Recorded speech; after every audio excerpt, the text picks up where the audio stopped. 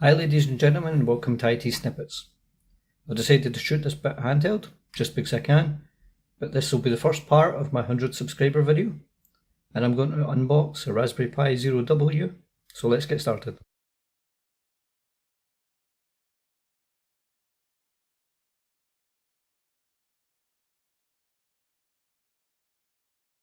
So if we look in front of us, we've got our Raspberry Pi board, we have our micro USB to USB adapter, we have our micro HDMI to HDMI adapter, we have a heatsink for our Raspberry Pi, and we actually have the Raspberry Pi board, or rather case itself. So the first thing I guess we're going to have to do is take the Raspberry Pi out of its case and put it in, or rather Raspberry Pi out its bag even, and put it in its case. So we'll take that out. You can see it's pretty tiny.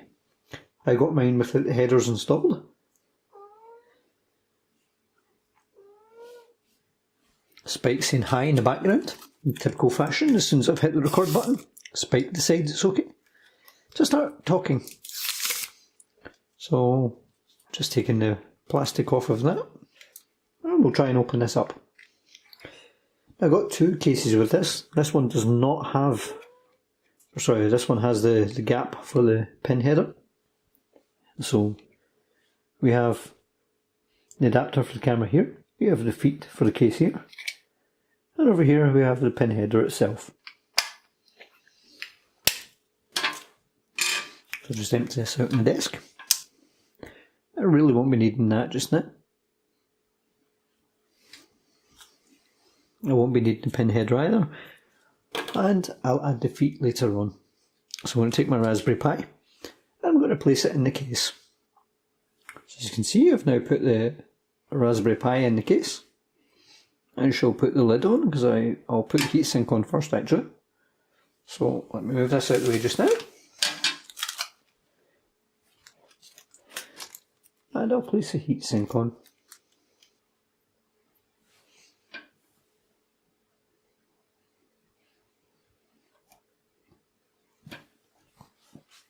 There we go, that should hold that in place. So the first thing we have to do is grab a hold of 132 disk imager, which is the program we'll need to write the SD card for a Raspberry Pi. Now we can get that by going to www.sourceforge.net/projects/132 disk imager and clicking the download link. Once it's downloaded, you can install this like any other Windows application. Then of course we need an operating system to install on the Raspberry Pi itself. In this case we're using PirateBox. So in that case you would go to www.piratebox.cc. Once you're on piratebox.cc you can see there's a list of how-tos. One of them is for Raspberry Pi. Click on that and it gives you an indication of what you actually have to do. As you can see in front of us, there is one for the Raspberry Pi version 0 and 0W. I'm using the 0W. Let's scroll down till we find the download links. This gives you an overview here of what you would actually require to do this. But we scroll further down and we'll get to installation and we will download the relevant version. So in this case I'm using a Pi 0W, so I'm looking for this link here. Click on that. I'm not using BitTorrent, so it's going to complain about that, and then click on one of the links here. Once I've clicked on the link, as you can see, it will begin to download. I'll just wait for that to finish. Once you've got it downloaded, click on your download link, open up the folder, just bring that on this monitor so you can see, and then you can extract the image. The simplest way to do this is to right click and extract all, and then in the pop-up just click extract. Once it's extracted, you should have a folder called PirateBox and then the version number, and then inside a file called PirateBox RPI and a version number. So once we have that, we have everything we need in order to create a Raspberry Pi image. So we'll close these folders, even close the websites down, and what we need to do is click here and we need to run 132 disk imager. User account control may kick in If it does, click yes, and then bring it in. What we should do now is we should place the SD card we want to write to for the Raspberry Pi inside our SD card slot or our SD card reader. Then we need to click on this folder here, and then we need to select the Pirate Box image, as you can see here, and we need to select the correct drive with our Raspberry Pi SD card in it. So let me just open this up. And we can try and work out which one is our Raspberry Pi card. So it actually looks like it's drive F. Select drive F and then select write. It'll give me a warning. Warning that the physical device can be corrupted device and target drive F. You sure you wish to continue? Click yes. And give it a moment. As you can see, the write's been successful. I'm going to place the SD card in the Raspberry Pi and see if it boots. Let's find out. Okay, so as you can see, I've got our Raspberry Pi 0W in front of me, and I should probably assemble it before we start putting the operating system on it. So I shall take my Raspberry Pi and place the case on the top.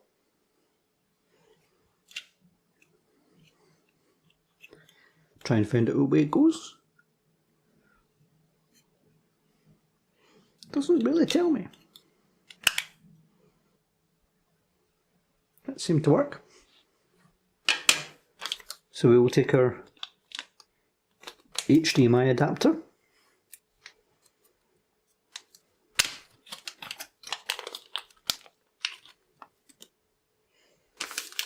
and we will take our USB adapter.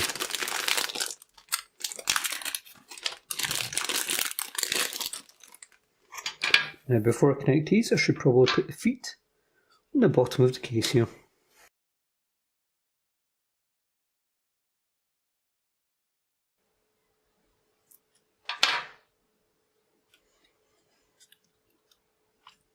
So now we have our feet on, we shall connect our mini HDMI. So we can connect an HDMI cable to it. And let's see if we can get this on cam nice and clear. You can't really pick up because the case is clear, but we have USB and power. So let's plug the USB in,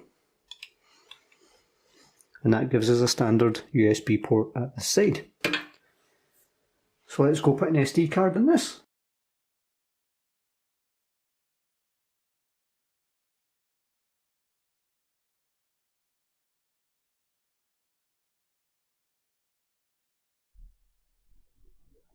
Okay, now you can see my main desktop over here, and if I click on our networking down here, then you can see Pirate Box Share Freely is a wireless network. So what I'm going to do is I'm going to connect to that network. Okay, so now that we're connected to a Raspberry Pi or Pirate Box, as it is in this case via Wi-Fi, as you can see we don't have any internet, but that's by design for a Pirate Box. It's designed to be non-connected. So now that we're connected, we have to get our IP address. Now you can do that a couple of ways. PowerShell and command line is the easiest way. By opening a PowerShell window by going down to your search bar here and typing PowerShell, and then when it opens type ipconfig. This will list all the IP addresses available, and because I know I'm connected via Wi-Fi, I'm looking for my wireless LAN Wi-Fi adapter. So in this case it's given me the IP address 192.168.77.70, which is pretty much the default, which should mean that our Raspberry Pi is on 192.168.77.1. Let's try that. So I'll open up Internet Explorer, do http://192.168.77.1, and there we go. There's our Pirate Box. And you're like, but Davey, there's a 32 gig SD card in there. Why is it 72% full?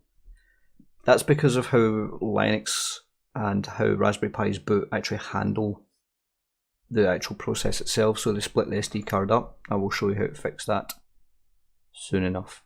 So once you're inside Pirate Box, you have your chat over here, so you can give yourself a name.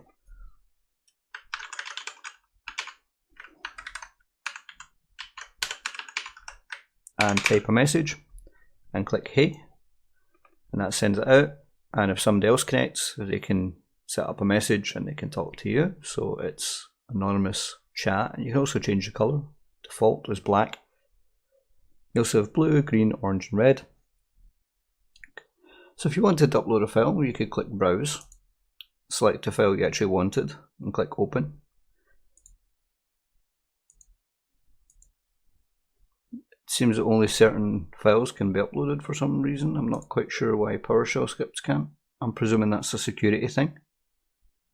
But yep, you just click Open and then click Send, and it will say File Received.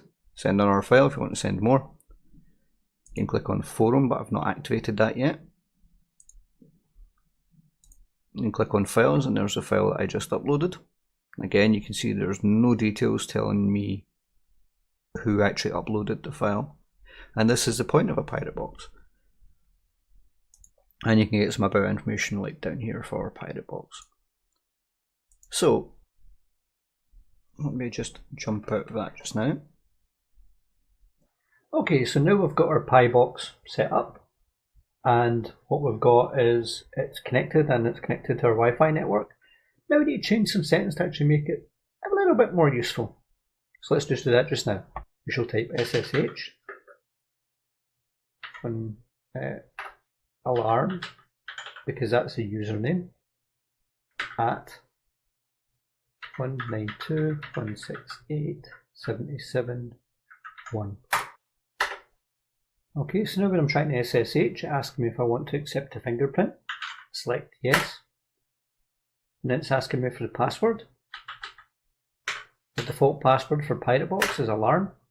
And once I do that, you can see on screen that it actually gives you the steps in order to actually change it to the steps that you should follow in order to make it more useful and actually serve its purpose. So the first thing it asks you to do is change the password for alarm user. So let's do that. So we use the command passwd. Now we enter the current password. Then we enter the new password. And then it asks us for it again. Okay, and the password's been updated. It then says change the root password. So in order to do that, we need to do sudo passwd root, which is basically get an elevated command prompt, superuser do password root. So superuser do passwd root, hit return, enter the password for alarm, that's the one I've just changed it to, enter the new password, this is for the root user, and that password's now been updated as well. So it then says you need to enable the fake time services by setting the date and time, and it's another superuser do command. So we copy that, paste. Okay, the idea behind you setting the date on this, Spike saying hello. The idea behind setting a fake date and time on this is so that file stamps can't be used to track it.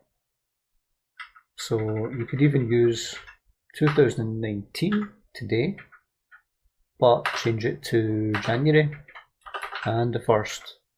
I'm not actually sure what it says. Oh, 1742 is the time. So yeah, I'll put the time in at the moment. There we go. So it's now March 11th instead of 1st. That'll be why I screwed up. 2019, however, it's 20 past 8. So the date's obscured. Now you can enable a discussion board as part of the web interface, so for the sake of it, we'll do that. Sorry, but we'll have another step beforehand. So we need to enable it on startup. So again, copy this command. And as you can see, this isn't very difficult for the actual basic setup. It's asking me for the sudo password. I enter that. There we go. And now the next step would be to enable the image and discussion board. This step is optional. In fact, all these steps are pretty much optional, but this is built into the web interface. It's asking me for the admin password for the web board, so I'm just going to use this one. This can be anything you want, and it will now show the message board when I try and enable it. So the first thing we'll have to do is actually check our PirateBox website. So if you've seen my previous tutorial, and I'm presuming you have at this point, you enter the IP address of your Raspberry Pi or Pirate Box. We're looking at enabling USB thumb drive or extending the SD card. Now at the moment I don't have a thumb drive connected because this is a Raspberry Pi W, Raspberry Pi 0W. So this is a script we're going to want to run. So I'm going to copy that and then hit return. It's going to ask me for the password. So I enter alarm in this case.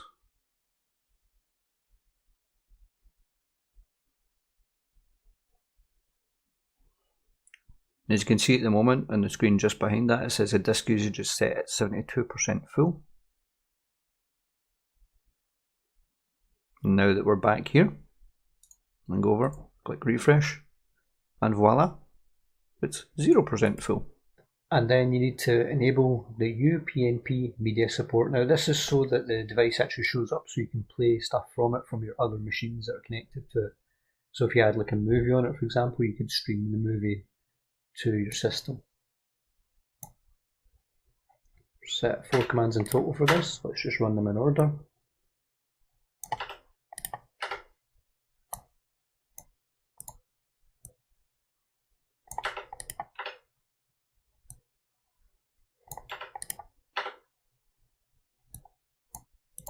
And then finally it wants to set the real-time clock. Timekeeping. I don't actually have a real-time clock on this, so I'm not actually going to bother, but you do get a real-time clock addition as a Pi hat that you can plug in. So now all the configuration is done, let's see what the Pirate Box can do. I'll clear the screen if I remember the right command, and I'll open up an Edge, and then I'll enter the IP address of the Raspberry Pi Pirate Box, which is 192.168.77.1. And there we go, here's our Pirate Box.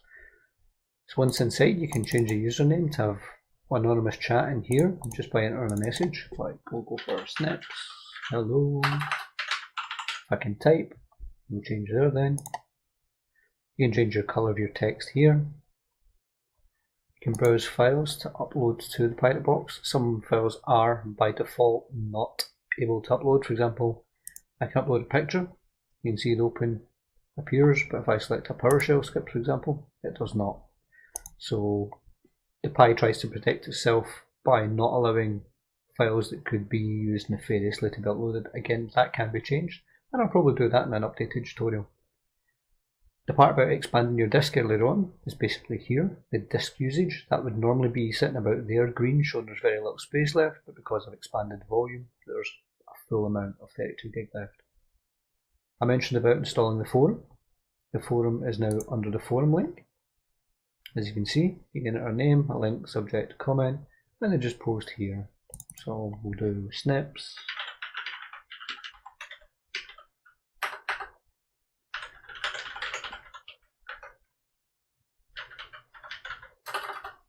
See how terrible my typing is?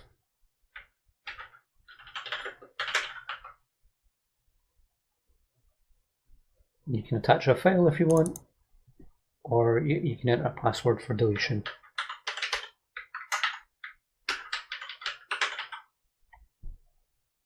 Okay.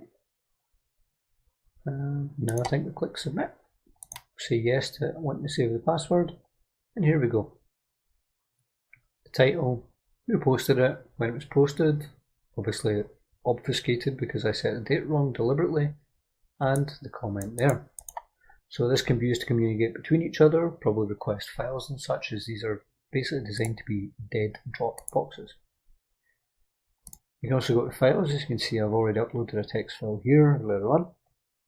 Any files that you upload can be uploaded here, and if you click on that, it can be downloaded to your local system. And the about part basically just shows you down here anyway, regardless, so you don't really have to click on it anymore.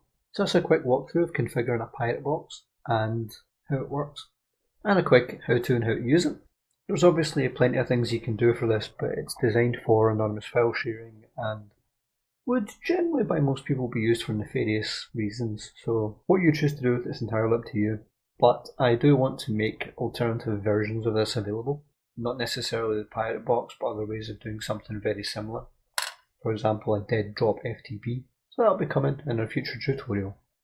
So you might be wondering to yourself, well, why would you set up a pirate box? And that really depends on what you want to do with it. At its current stage, you could, for example, have one of these running off a battery pack in your rucksack, and people could log on to it because people are curious, especially when it's named something like that, and they'll connect to it and they'll maybe see files and download them and maybe have files that they want to upload. And that's the idea. You don't know who's uploading, you don't know who's downloading, you don't know nothing about it. It is completely off the grid from that perspective. Now, while that doesn't sound very useful, you can think about it like maybe a team of colleagues in work could have one of these sitting for all the people who trade MP3s, if that's still a thing, I don't actually know, or anything like that. So that's the idea behind it.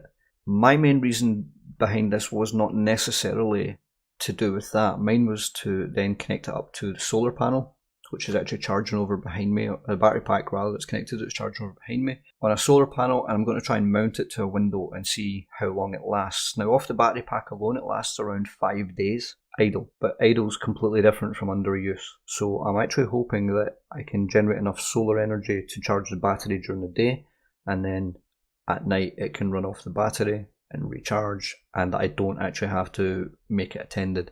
Now this is probably going to be a multi-step thing because I'm going to make mistakes, I'm going to have to reposition it. I've got ideas on how I can improve this or make a more user-friendly version of Pirate Box, or a Pirate Box type scenario, but these will be coming in future videos. But for now, this would give you a very basic, very small Pirate Box for you to use.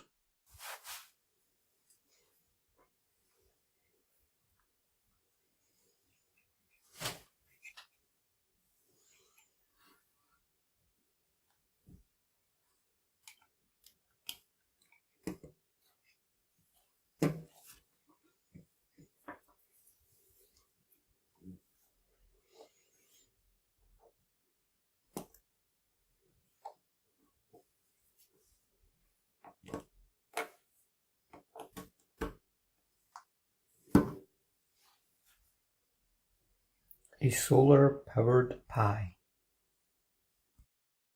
If you liked this video, give it a like. If you disliked this video, give it a dislike too. If you get feedback on this or any other videos or suggestions for videos you believe we should do in the future, then please let us know in the comments below. And most of all, thank you for watching.